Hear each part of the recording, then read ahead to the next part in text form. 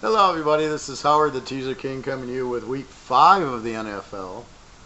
Hard to believe we're there already. Like I said in the other video, I got a huge 21-unit lock going in college, another 11-unit lock going in college, and again, those are just strong plays that I believe should win very easily, but you never. There's no guarantees. Nothing's 100%. Just like a stock, it should go up, but sometimes something happens unbeknownst to you, and then it doesn't. But eventually it does. So again, when you watch my stats and my plays and you buy the picks, the more into the season, the better they get. Not that they're bad in the beginning, but as the information flows, and now I see Jacksonville for 4 games, and Tennessee, and how's Cleveland, and how's Pittsburgh, and you get a better idea. Where I might have bet Pitt every week, now I'm like, they give up 100 points, I'm betting them over. New Orleans, Atlanta, Minnesota's not as strong. Seattle, defensive problems, which we thought about. How good's Washington? And so you go on, and you get a better flavor of the teams, and that, so you go with that. And so the more the season goes on, the stronger it is, because in the beginning you're kind of using last year's stats with what you know from this year, but all of a sudden Darnold's playing, and Josh Allen, and Josh Rosen, and how are they going to be? Now Baker Mayfield, and it ain't that easy. Mayfield at least played 3 years at Oklahoma, and he played at Texas Tech. These other ones, Josh Allen, I think he played, well, maybe he played 3 years. I know he was injured 2 years ago. I think he got injured a little last year, but he's not very good. Darnold only played 2 years. He's definitely not ready. And Josh Rosen played 3 years. He got injured, but he got 3 good years in with the other coach, Meyer, who was a good coach. So you're looking at that.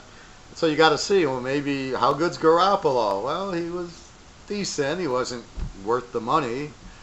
The Lions sucked the first week, but now they're better. Darnell looked like a Hall of Famer the first week, and then he throws a bunch of interceptions, and they get 100 yards of offense. So that's what I thought would be with Darnell and Allen, who can't, get sacked every play. So, and you've got the 7 new coaches. So as the new coaches filter in, you then have more experience with it, where now you know how to play the coach. Like the Ram coach last year, I didn't know, he never coached before, and he was dynamite. But here's the new, the Viking offensive coordinator is the coach of the Giants. I'm not seeing it. I don't see Tennessee's coach. I don't like, and San Diego's coach. Their defense isn't as strong, and so you got to learn the new coaches and get the new trends. It's like when Peyton Manning got traded from Indy to Denver. You had to throw all the way the Tim Tebow trends, and now you've got the Peyton Manning trends you got to get, which you took from Indy, most of them, but you basically got those trends. And so here you got to get the new coaches, and you got to get the new quarterbacks. So it takes time to build, and you need a big enough sample size. So that's why I say the longer into the season, the better the sample size, the better the prediction is once you get more flavor. So now I'm kind of betting on A-Rod Rodgers and Brady last week, and Kansas City. You had to wait for Mahomes. You go, hey, he looks pretty good. How's Case Keenum in Denver, and the whole thing. So there's a big learning curve for all these new adjustments that you have to take into consideration. So like I said, the second half definitely gets much better and easier to predict than all these changes. And I just try to stay away from most of the new stuff and stick with the solid teams that I know. All right, anyway, let me give you some games.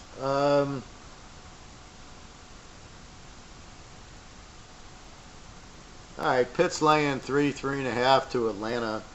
Over under is 57. This game can be played either way.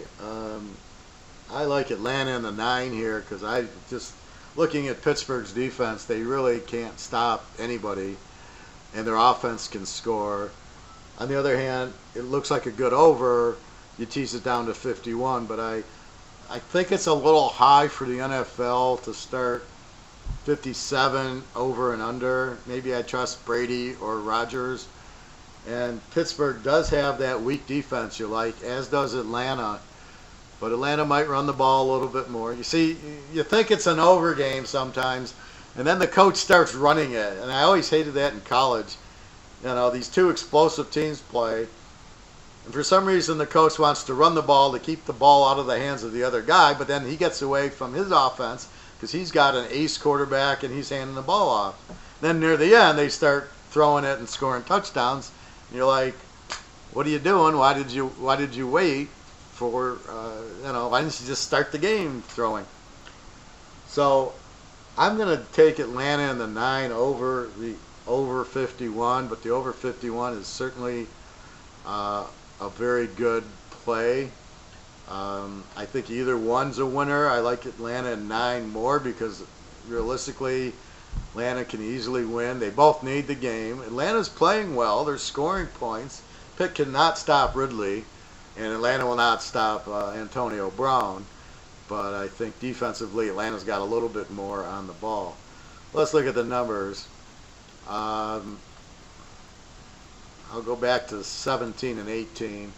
Atlanta 3-1 as a road dog, play on and play against. Pitt 5-5 as a home favorite, 6-4 against. So you can see Pitt, they're not a guarantee at home. They play well sometimes they don't. Let's go back to 16. Atlanta 8-2 as a road dog. They're also 8-2 as a road favorite.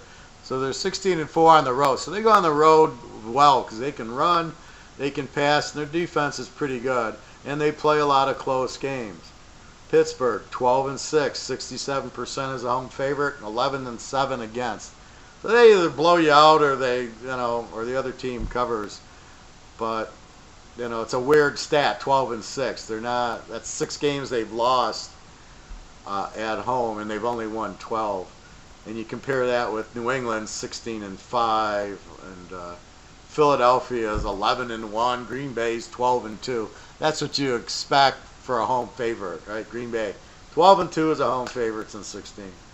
We go back to 15. Atlanta 11-3 as a road dog, 8-6 against. So you don't want to bet against them on the road. Pitt 17-7, 71%, 14-10 against.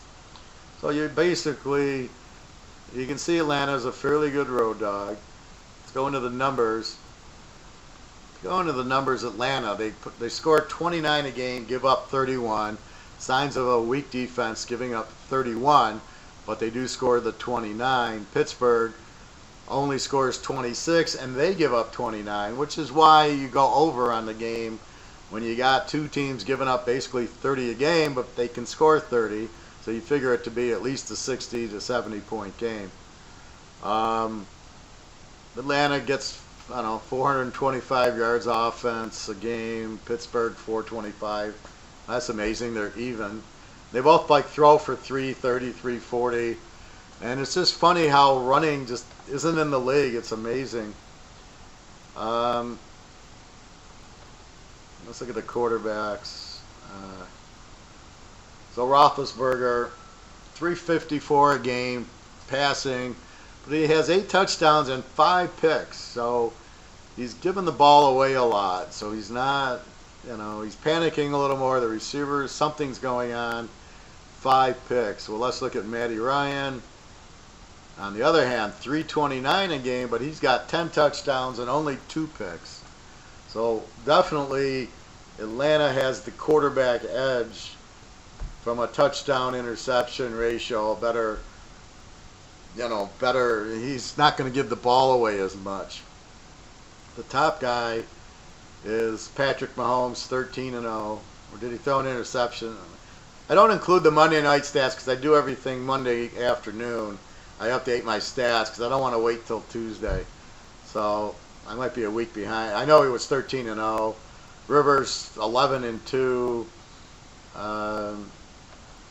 10 and Ryan. Well, Ryan's 10-2. Jared Goff's 11-2. And the stats really help you, because what happens is you have this in your mind that like Minnesota, oh, they got this strong defense. Kirk Cousins was there. They were a very strong, solid team last year. And so you go in with the mindset they're an under. I'm going to bet many under. Look at last week against the Rams. That thing was a huge scoring game. So then you look at the stats. Now the stats don't lie. The stats are the stats, right? Occasionally they lie when if you play, Miami, like Tennessee beat Miami, the Jets, Jacksonville, whatever, weaker teams, teams without those strong quarterbacks, versus playing, if you beat New England, New Orleans, and Green Bay, and you're 10 points a game, then we got a great defense.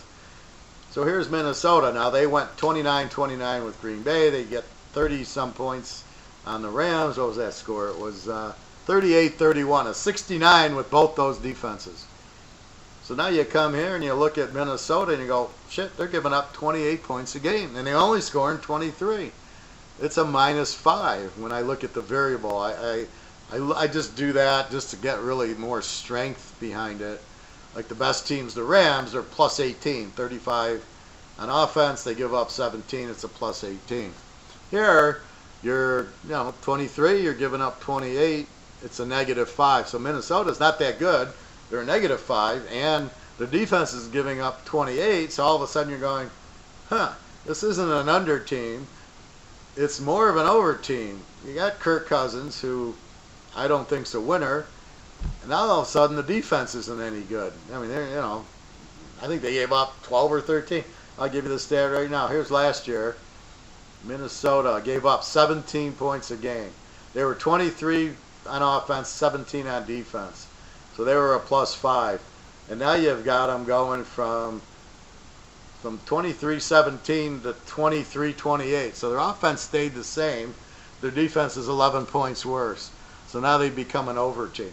But if you don't read the stats and understand it, you're going to keep thinking from last year. And, it's not like the draft picks are much help the first year. Maybe a good running back. But normally, especially quarterbacks, not going to help you the first year. Even Mahomes, he didn't play last year. Played the one game, got his feet wet, and now he comes out in the second year. And that's what these quarterbacks should do. I hate these idiots who come out and say, well, you got to play them. That's how they'll learn. No, that's not a good way. They've got to see it. They've got to see it to do it. I have to see it to do it when I do this. If I can't see it, I can't do it. So I have to understand what I'm looking at to do it. I mean, it'd be like saying, well, you come handicapped. You got to do it. It'll take you years to get to my level. It'll take you 5 years at least to get to my level of understanding what I'm looking for to handicap. And so imagine that with a quarterback. I'll just go in and play him. No, because he's got to unlearn things he learned in college. He's got to understand the pro game, which he can't possibly do playing. He's got to be on the sidelines with the quarterback coach or the other quarterback going, well, okay, look at the safety here in the corner there. Look at Josh Allen. He gets blitzed and he gets sacked. He must have got sacked. Let's see, how many times did he get sacked? I think I have that stat. Sacks, okay. Josh Allen, sacks. He's near the bottom because he's not very good.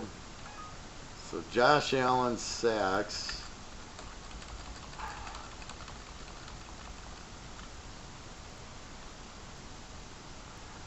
Column O. He's been sacked 18 times. This is unbelievable. 18 times for 148 yards. Okay, the next closest, somebody's 17 and somebody's 15.